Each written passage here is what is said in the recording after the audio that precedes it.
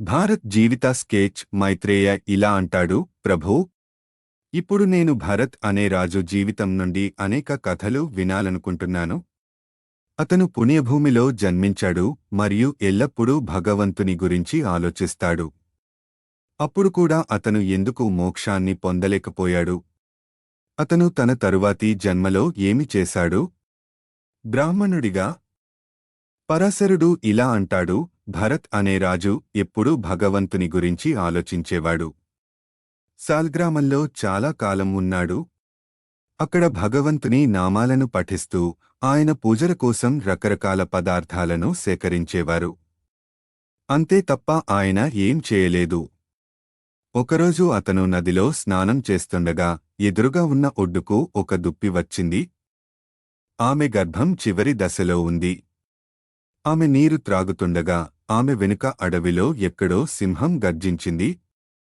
ఆ గర్జన డోను ఎంతగానో భయపెట్టింది. ఆమె తన ప్రాణాలను కాపాడుకోవడానికి నదికి అడ్డంగా దూకింది. దూకడం వల్ల నదిలో పడిన ఆమె జింకను అకాల చెత్త వేయడానికి కారణమైంది. మరోవైపు దున్నపోతు కూడా నొప్పి భరించలేక చనిపోయింది. భరత్ రాజు అప్పుడే పుట్టిన జింకను రక్షించి తన ఆశ్రమానికి తీసుకొచ్చాడు. అప్పటినుండి అతను ప్రేమ మరియు సంరక్షణతో జింకను పెంచడం ప్రారంభించాడు. కాలక్రమేణా భరత్కి జింక పట్ల అనుబంధం పెరిగింది మరియు అది కనిపించకుండా పోయినప్పుడల్లా అతను కలవరపడేవాడు. వెంటనే భరత్ అనే రాజు జింక ప్రేమ కోసం అన్నిటినీ విడిచిపెట్టాడు. అతను తన సాధారణ పూజలు మరియు ధ్యానాన్ని కూడా విడిచిపెట్టాడు, ఎందుకంటే జింక సమీపంలో ఉన్నప్పుడల్లా ఏకాగ్రత చేయడం కష్టమవుతుంది మరియు కొన్ని సమయాల్లో జింక కనిపించకుండా పోయినప్పుడు అది భారత్ను ఆందోళనకు గురిచేసింది మరియు అందువల్ల అతను ఏకాగ్రత వహించలేకపోయాడు. కాని జింక తన సహజ ప్రవృత్తిని వదులుకోలేకపోయింది. అది పెద్దయ్యాక ఒకరోజు జింకల గుంపును చూసి దానితో కలిసి తనకు నచ్చిన జతను వెతుక్కోవడం జరిగింది మరియు ఆ రోజు నుండి అది ఆశ్రమానికి తిరిగి రాలేదు. జింక నుండి విడిపోవడం రాజు భరత్కు ప్రాణాంతకంగా మారింది. చనిపోయే సమయంలో అతని మనసు పూర్తిగా ప్రేమతో, శ్రద్ధతో పెంచుకున్న జింక ఆలోచనలపైనే కేంద్రీకరించింది. దానివల్ల భరతుడు తన తదుపరి జన్మను జింకగా తీసుకున్నాడు. కాని ఇప్పటికీ అతను తన గత జీవితాన్ని గుర్తుచేసుకున్నాడు. కాబట్టి అతను తన మందను విడిచిపెట్టి సాల్గ్రామంలో ఒక స్థలాన్ని కనుగొన్నాడు. అక్కడ అతను ఎండిన గడ్డి మరియు ఆకులను తింటూ గడిపాడు. అతని తరువాతి జన్మలో భరతుడు సంస్కారవంతమైన బ్రాహ్మణ కుటుంబంలో జన్మించాడు. ఈ జన్మలో కూడా తన గత జీవితాలను గుర్తుచేసుకున్నారు. పుట్టినప్పటి నుండి భరతుడికి అన్ని ఆచారాలు మరియు గ్రంథాలు తెలుసు మరియు అతని ఆత్మను అతీంద్రియ మార్గంలో చూసింది.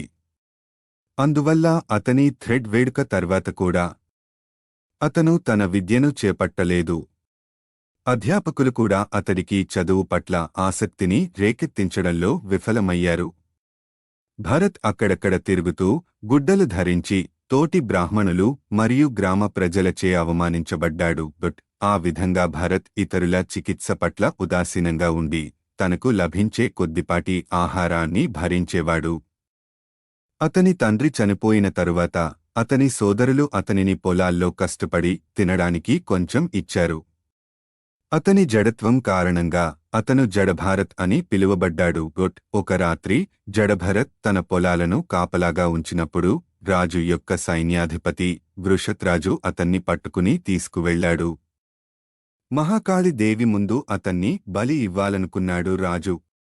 అయితే పరమయోగిని భక్త జంతువుగా తీసుకురావడం చూసి మహాకాళి దేవత తన కోపాన్ని రాజు శిరచ్ఛేదం చేసి అతని రక్తాన్ని తాగింది.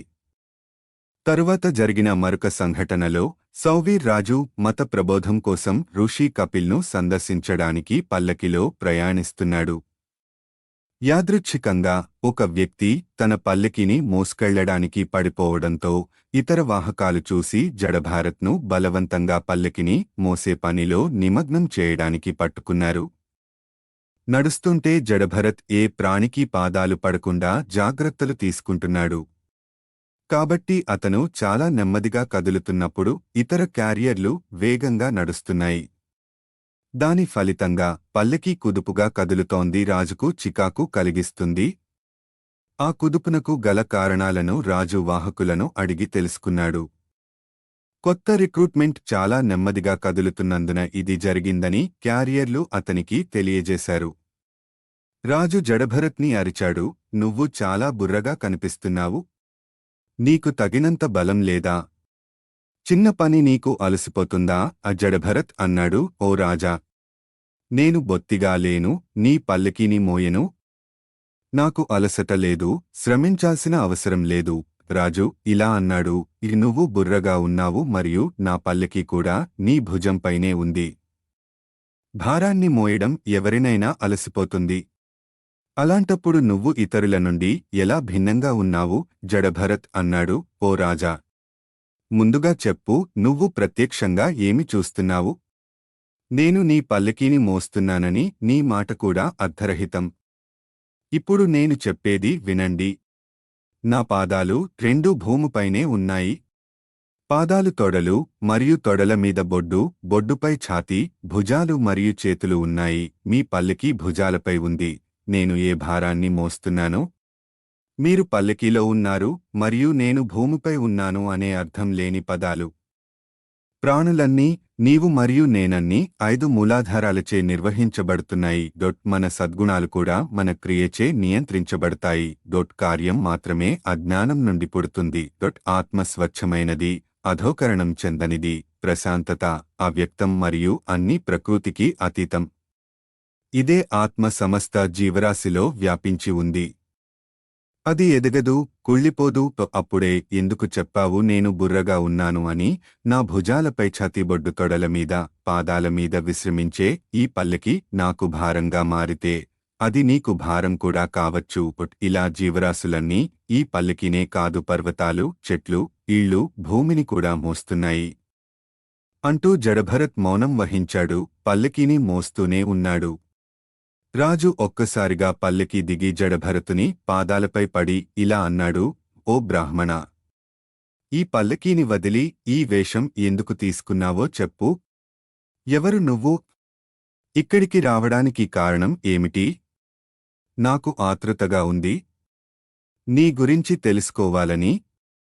జడభరత్ అన్నాడు, నేను ఏమై ఉంటానో, ఇక్కడికి ఎందుకు వచ్చానో చెప్పలేను. రావడం, వెళ్లడం అన్నీ జరిగిపోయాయని, వాటి ఫలితాన్ని అనుభవించేందుకు మాత్రమే ఆత్మ అవతారం తీసుకుంటుంది. దాని పనుల ప్రకారం. నేను ఇక్కడికి రావడానికి కారణం గురించి ప్రత్యేకంగా ఎందుకు ఆరా తీస్తున్నావు? రాజు ఇలా అన్నాడు, ఆత్మ తన చర్య కారణంగానే ఒక శరీరం నుండి మరొక శరీరానికి పరివర్తన చెందుతుంది. నేనెవరో చెప్పలేము అని మీ నుండి బోధించాలనుకుంటున్నాను. ఓ బ్రాహ్మణ! శాశ్వతమైన మరియు దాని ఫలితాలను అనుభవించే ఆత్మ చర్య నేను.